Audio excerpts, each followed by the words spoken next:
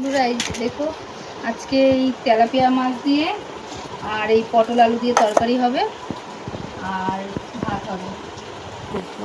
আর এই মাংসটা আনা হয়েছে অল্প করে, এটা ছেলের জন্য রান্না হবে আর চাটনি করবো আমি দিয়ে।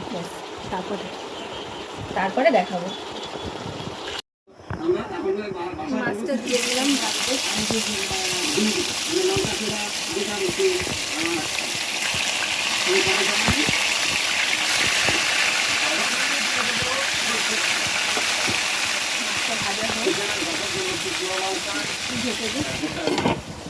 তারপর দেখাচ্ছি।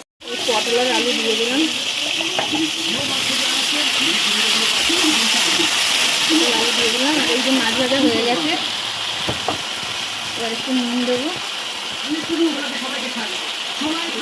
নুন দিলাম আর একটু হলুদ দিলাম।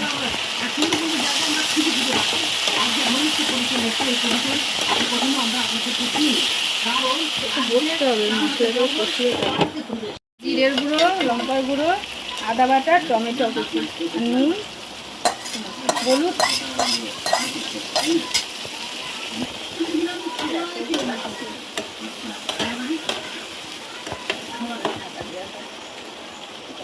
জল দিয়ে দেবো। এবার জল দিয়ে দিলাম।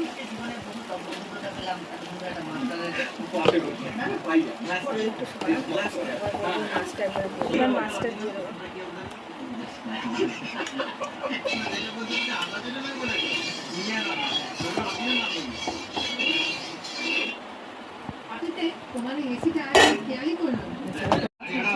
আলু আর পটল দিয়ে তেলাপিয়া মাছ আর এই যে চাটনি